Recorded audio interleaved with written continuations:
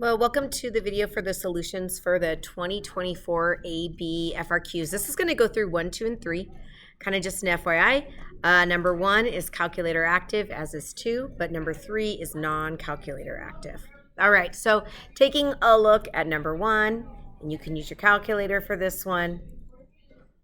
So we're told that the temperature of a cup of coffee at a time t is modeled by a decreasing differentiable function c, where c of t is measured in degrees Celsius, goodness sakes. On the closed interval from 0 to 12, selected values of c of t are given in the table shown. The first thing we want to do is approximate c prime of 5 using the average rate of change. Average rate of change, that's something that you kind of want to make sure that you know what that formula is. That is f of b over f of a over b minus a. Well, in the context of this problem, that would be c of 7 minus c of 3 over 7 minus 3. So that would be 69 minus 85 over 7 minus 3. Now, if you are taking the AP exam, or even in our class as well, you have to make sure that you show a difference quotient. So sometimes students simplify 7 minus 3 right away to a 4, then they lose some process points, and we want to be able to tell what numbers you're subtracting here. But after that, we would end up with negative 16 over 4, which is negative 4. However, there's one more thing. It says show the work, we got that, and include the units of measure. So this would be negative 4. And then if you look at what we were measuring C on the numerator, which is degrees Celsius. And on the denominator, we were measuring time in minutes. And since we just did that fraction, the units would also be a fraction, degrees Celsius per minute. On the AP exam, it is okay to not reduce and to leave that as negative 16 over 4. You still would need the units, so degrees Celsius per minute. For part B, we want to use a left Riemann sum with 3 subintervals indicated by the data in the table to approximate the value of the definite integral from 0 to 12 of c of t. And then we want to interpret the meaning of 1/12 of the definite integral from 0 to 12 of c of t in the context of the problem. So starting with the left Riemann sum, the 3 subintervals, you can kind of tell by the table here, are 3 subintervals. A left Riemann sum is just a bunch of rectangles. So remember, to find the area of a rectangle, you are going to do length times width. So the definite integral from 0 to 12 of c of t dt, my first rectangle has a width of 3, and there are 2 different heights. You cannot use both of them. When you're finding the area of a rectangle, you can only do length times 1 height. You cannot multiply it by both heights. Well, the way to choose is this was a left Riemann sum. So since it is a left Riemann sum and you have 2 different heights for this interval right here, pick the one on the left, which is 100. Plus, the next interval has a width of 4. And again, it also has 2 different heights. So you should pick out of those 2 heights the one on the left. Remember, outputs are heights. So we want the degrees Celsius as the height. And then the last interval has a width of 5. And we have 2 different heights for that interval as well. Pick the one that is on the left, which in this case would be 69. Now, on the AP exam, you can actually leave your answer like that. I'd highly recommend that. Although you have a calculator available to you, it is super risky. People mistype all the time. I would leave it like that on the AP exam. For our class, it's more common for us to simplify that. That'd be 985. So for the second half of this problem, we are looking at this. And we need to interpret this in the context of the problem. Well, this is the formula for average value. So average value is 1 over b minus a times the definite integral from a to b of f of x dx. Versus in part A, they did average rate of change. Well, that's different. That is f of b minus f of a over b minus a. So be careful. So that make sure you're looking at the correct thing. They both have the word average in them, but this is average value. And so I'm going to actually use the phrase average value when I interpret this. So the definite integral, or the 1/12 of the definite integral from 0 to 12 of c of t dt is the average value. Now, what is the value? We're measuring this of c. So what is C measured in? This is the average temperature is what we're talking about. Remember, C is the temperature. This is the average temperature. So that's what C is we're talking about the temperature of the coffee in degrees Celsius. When they ask you to interpret, always include units. Over the time interval, they're doing from 0 to 12, from 0 minutes to 12 minutes.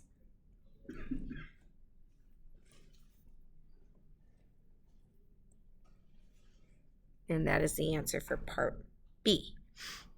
For part C, we're looking from the closed interval from 12 to 20, and we're told the rate of change, this is derivative language, of the temperature of the coffee is modeled by this. Now, hopefully that makes sense that that's C prime, because rate of change would be C prime, and they give you an expression. C prime is measured in degrees Celsius per minute, and we want to find the temperature of the coffee at time 20. Show the setup for your calculations. Well, if you're given a derivative and you want to work backwards, remember this is not temperature. This is the rate of change of the temperature. So if you want to undo a rate, to get back to an amount, you would need to use an integral. But this is at a very specific time. So you're going to use the accumulation formula that f of b is equal to f of a plus the definite integral from a to b of f prime of x dx. Now I'm going to customize this for this context. We're not using f, we're using c. So c of the time we want to find is 20 is equal to c over some other time. Now this goes from 12 to 20, so I could start that at c of 12. That would make sense because this only works from 12 to 20, and 12 is the most I have in my table. And then plus the definite integral from a to b of c prime of x dx. All right, so I'm going to move to my calculator from here. And I decided to define c prime, and I called it g because it just didn't translate well otherwise. So on my calculator, this is, if you notice, this is the exact same formula as c prime. I just called it g. All right, so, and then I'm going to go ahead and do c of 12, which according to the table is 55. And then plus the definite integral, so I'll do shift plus, from 0 to 12 of c prime, which I called g.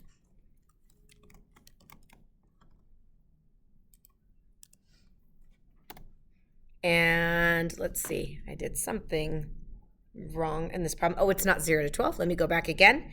So that was a good hint that I must have done something wrong. Let me go back and fix that. It's not from 0 to 12. You might remember it's actually supposed to be, let's see if I can get down there, from 12 to 20. All right, let's try this again. There we go. I actually have an answer this time, 40.329 degrees Celsius. Now, when you're writing your final answer, you must have accuracy up to 3 decimal places for our class and for the AP exam. You can certainly have more than 3. Just do not have fewer than 3. And the reason I knew that this was degrees Celsius was because of what they told me I'm finding, the temperature of the coffee at time 20. All right, so now we're on part D. And for the model defined in part C, it can be shown that the second derivative of C equals this expression. Okay, so they didn't make us calculate the derivative. They told us what the derivative is. This will be something that we will use from 12 to 20. And as long as we're looking at an interval between 12 and 20, not including those endpoints, we want to determine whether the temperature of the coffee is changing at a decreasing or an increasing rate, and we need to provide a reason. Okay, there's a couple hints in here about what we're doing. The first hint is it says the temperature of the coffee is changing.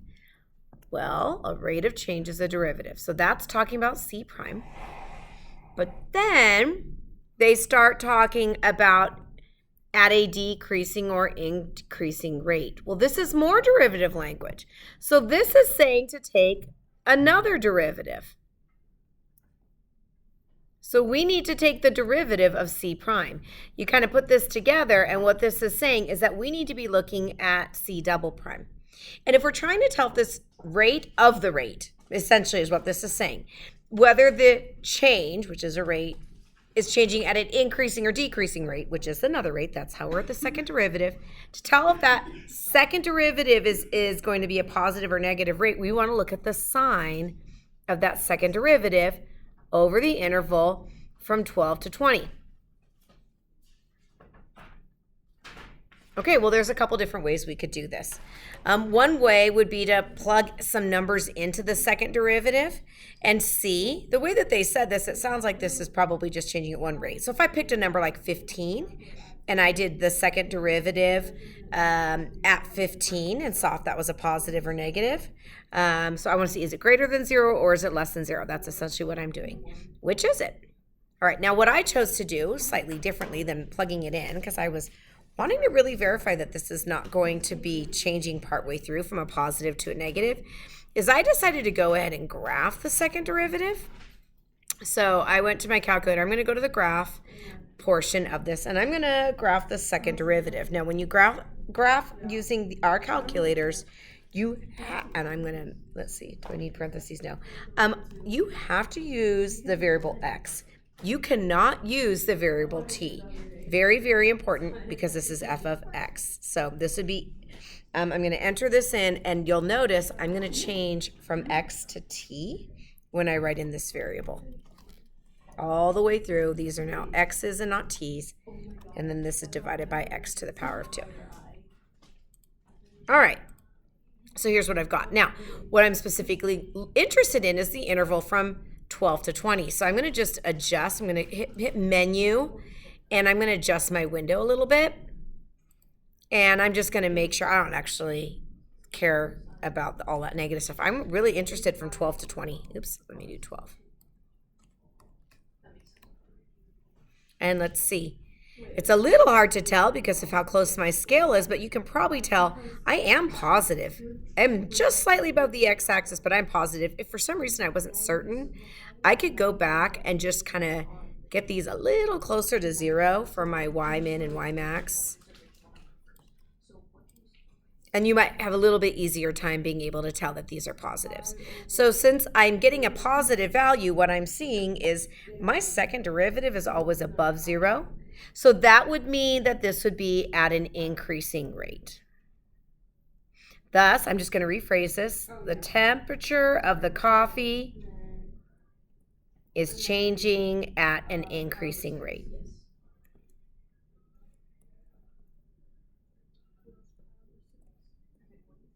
On the interval from 12 to 20. A lot of kids struggle with, like, how do I phrase my answer? I just go back and mimic the question and then just put the answer into the question. And that usually is a great way to protect yourself, to make sure that you're getting correct answers for the problem. All right, we're on to question 2. This one is also calculator active. Question 1 and question 2 are always calculator active. We have a particle moving along the x-axis, and we're given its velocity. Now, please notice time is positive here. This will always be true. We're not going to be dealing with negative times in general for this class. So we have an expression for v. Part A, there's one time, and we're calling it t sub r. We're looking specifically in the interval from 0 to 2 when the particle is at rest. So t sub r is the time at rest. That's their notation. First, it says find t sub r. So in other words, if the particle is at rest, then t sub r is going to be occurring when the velocity, which is v of t, is equal to 0. All right, so this is how I'm going to find it. I want the velocity to equal 0. So what I did on my calculator is I actually defined v, and I could use solve to find this, although I also looked ahead at this, and they start talking about is the particle moving to the right or the left. And so I thought maybe it actually might help me to graph the velocity, because that would help me with this. So I'm going to toggle to my graph. I had a kind of an interesting window on this. I'm going to get this back to a little bit more of a standard window really quickly. All right, and I'm going to enter in my velocity graph. I'm going to get rid of the stuff I had on here before. I had to find the velocity as v of t. What I'm going to do now is I'm going to graph v of x instead of v of t. Now, specifically on this, they're really interested about what's happening between 0 and 2. So I'm going to really just kind of pay attention to 0 to 2 on this graph, like right in here. This is the graph of the velocity. kind of sneak this down here so we can look at it. Okay, so this is the graph of V. So the first thing they wanted us to find is, where does this equal 0? It actually equals 0 more than one time, but only one time between 0 and 2. So I'm going to find this point on my calculator. So on my calculator, I'm going to go to Menu, Analyze Graph, and I'm going to find the 0. You have to trap it. Now I want this 0 right here, not the other one. So you can see that that t value is 1.425610. Now you can always do more decimal places than 3, just don't ever do fewer than that. So I have, I'm going to write this down, sorry. Did that wrong. Let me try to get this moved over a little bit. There we go. 1.4256 0. I always take this out to extra decimal places in case I need to use it. Okay, so that's t sub r. That's the value for t sub r. And then I need to decide from the interval from 0 up to that, is the particle moving to the right, to the left, or the left? So on the interval from 0 to 1.4256, blah, blah, blah, blah, blah, I'm going to look at whether the velocity is positive or negative. That's going to tell me if I'm moving to the right or the left. Well, on that interval, I'm actually above the t-axis, or I graphed it with the x-axis, but that means that these are positive, so we are moving to the right. You might notice I don't have to put a lot of work down on these, but I am being very careful to make sure that I am showing something for each one, even if it's just this as my setup or this. That's really important that I'm doing that, okay? And I am specific. The velocity is not always positive, so I am naming it on the interval. All right, part B. We want to find the acceleration of the particle at time 1.5. Well, we were given the velocity, and acceleration is the derivative of the velocity. So to find the acceleration at 1.5, what I'll be doing is I'll be taking the first derivative of the velocity at 1.5. This is the setup for my calculations. I don't have to show calculations. I just have to show the setup. So on my calculator, I'm going to toggle back to the calculator portion. I can take a derivative and evaluate it. I go Menu, Option 4 for Calculus, and Derivative at a point. My variable I'm using is t. The time value that I want to evaluate this at is 1.5, and I want to take the derivative of v of t. Oops, sorry, typing issues. And I get on this one -1 approximately. And I think actually it ended up being on some calculators -0.999, but they did accept -1 because that's what it would look like when you round it. Okay, I'm still going to write these extra decimal places. Well, notice that that is less than 0. Okay, so this is my answer for this. Now, for the next part of this, they want to know, is the speed increasing or decreasing? Well, in order to tell if the speed is increasing or decreasing, I want to look at the acceleration at 1.5 and the velocity at 1.5 and see if they have the same sign or not. This one's negative. The velocity's derivative, or the acceleration, is negative. Let's find out what v is at 1.5.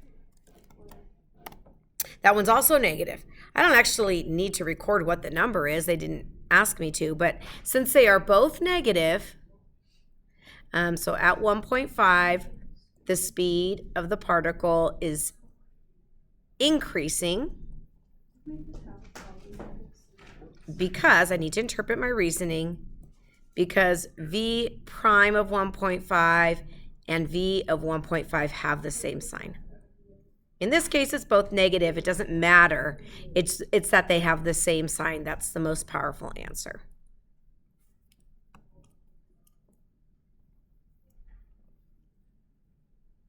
Part C, the position of the particle at time t is going to be called x. And we know its position at time 1. We want to find the position at time 4. This is another accumulation formula here. We did accumulation in question 1 and in question 2. It's very powerful. It shows up a lot. So if you're starting with position and you want to work backwards, or you're starting with velocity, you have more information about velocity, and you want to work backwards to position, then you should use accumulation. So that's f of b equals f of a plus the definite integral from a to b of f prime. Well, in the context of this, we want to find the particle's position. We're calling that x at time 4. I already know it at time 1. And then I want the definite integral from 1 to 4 of x prime. Well, x prime is its velocity. My variable is actually t. So x of 1, I'm going to use -3 for that in my calculator. So I'm going to have -3. Oops. Try it again. So negative, not -3, -3, and then plus the definite integral, so shift plus, and this interval is going from 1 to 4, and this is a v of t. I'm going to undo the velocity, and that's going to help me see the position. Basically, this is displacement. This is how much we're moving away from the -3. That's essentially what's happening. So we're going to end up at -2.802 if you truncate, or -2.803 for x of 4.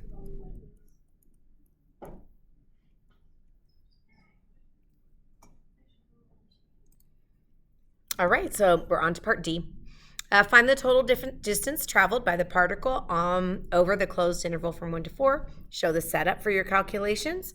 So total distance is the absolute value, is the definite integral from a to b of the absolute value of v of t dt.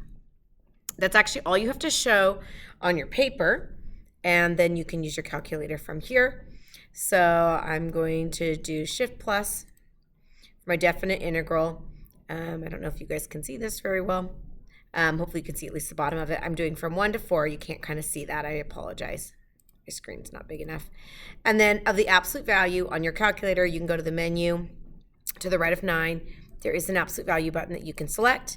And then since I've already defined the velocity, you can just type v of t dt, and that'll give you your answer. Make sure, again, more decimal places than 3 is fine, but never less.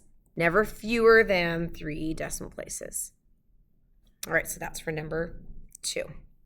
On to number 3. For number 3, we cannot use the calculator. Okay, so no calculator is allowed for number 3. And so on number 3, what we are told is the depth of seawater at a location can be modeled by some function that they're calling h. Now, I would like you to notice, h is the output of the function.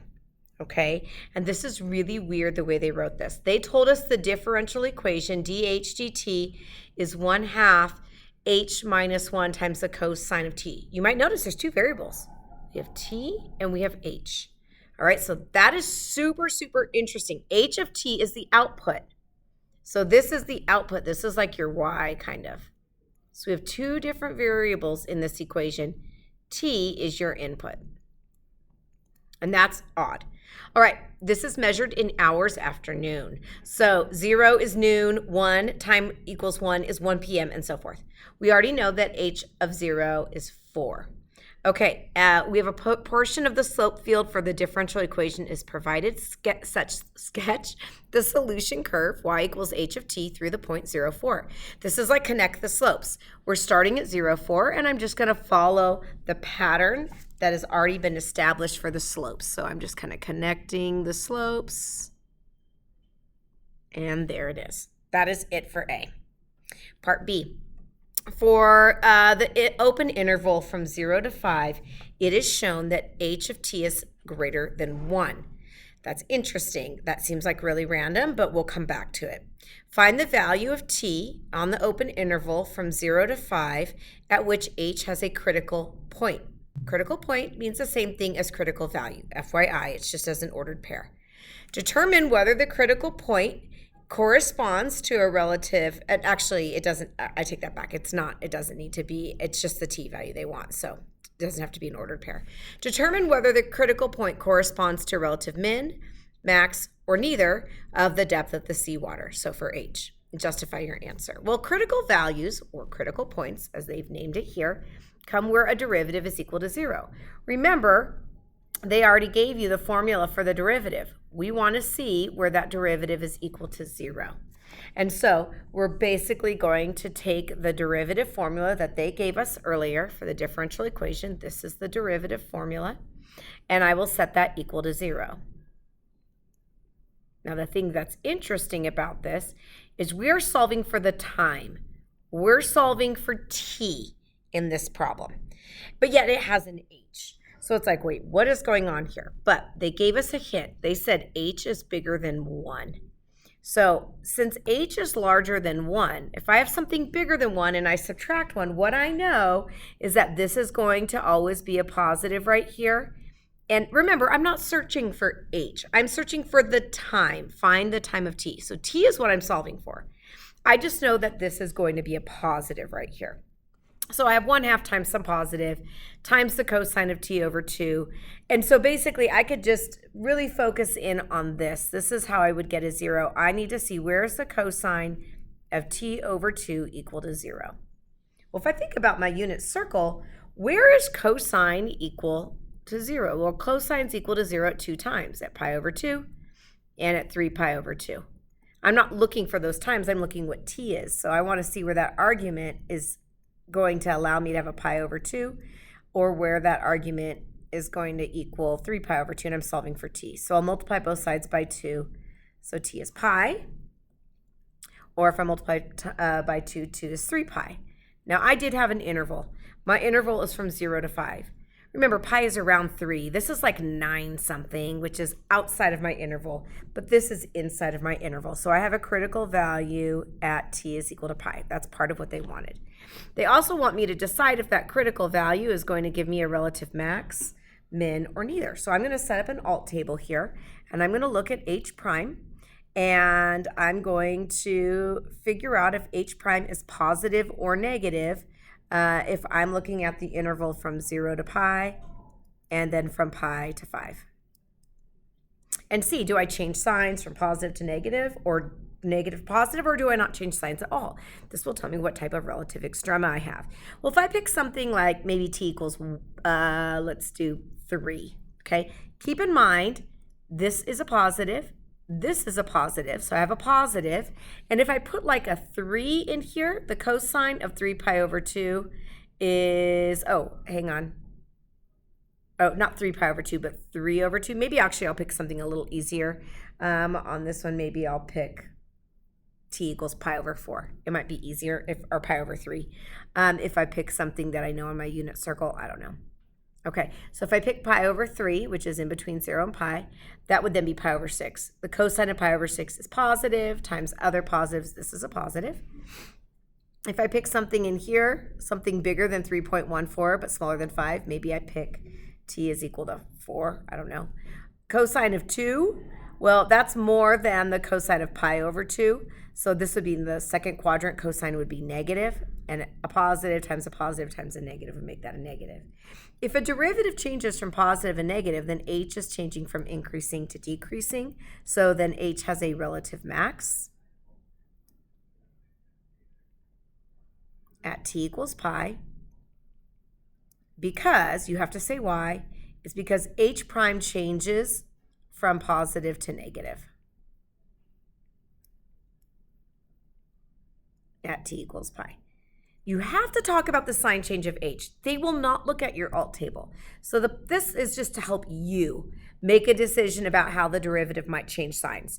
But they won't look at it. So you have to verbally or written, actually, I guess, interpret what's happening on your table. Part C. Use separation of variables to find h of t, which is the particular solution to this equation. All right, separation of variables. We are going to put anything with h on the left and anything with t on the right, because I'm going to multiply dt on the other side. So first step, be to separate the variables. I usually keep any constant multipliers on this side, and I'm keeping the variable t, the input variable, on this side. Over here, I'm going to be dividing by h minus 1 to separate the variables. And then I'm trying to find the solutions. Solutions happen when you integrate. So this is the natural log of the absolute value of h minus 1. This is like a y, if you would.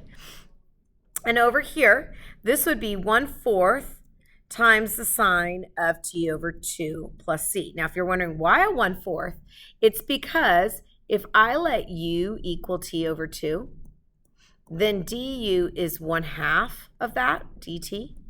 And so, oh, actually, I take that back. That's actually a 1. I did that wrong. Clearly, I don't know how to to do this really quickly. This would actually be a 1 here. The derivative is 1/2. I want to undo the derivative, so I multiply by 2. I'm glad I actually checked that so I didn't tell y'all wrong as we went through it. So then I would say that this is 1/2 times twice du, and this would be the cosine of u. Those cancel out. So then I just get the sine of u plus c. Remember, the integral of cosine is positive sine. I replaced u with t over 2. All right, to undo the exponential, I'm going to, or the log, I'll exponentialize both sides. So then h minus 1 is equal to, this c is really e to the c and becomes a multiplier out front. Now, I want the particular solution, so I need to find out what c is. I'm going to evaluate this at 0, 4. 0 is t, 4 is h. So 4 minus 1 is 3. And this would equal CE. When I plug in a 0, sine of 0 is 0. So C is 3, the way I solved it. Now, if I'm going to solve it that way, notice I still have h minus 1 over here. This is exactly where I have to plug it back in. You can get that C is 4 if you already moved the 1 over to the other side. So you can get a different value of C, but you'll get the same final answer if you plug it in at the correct spot. So then this would be h minus 1 equals 3 e to the sine of t over 2. And then I will add 1 to both sides. You have to get h fully isolated. H is 3 e to the sine of t over 2 plus 1 when I move the 1 over. And that is the end of this video for questions 1, 2, and 3 for FRQ 2024.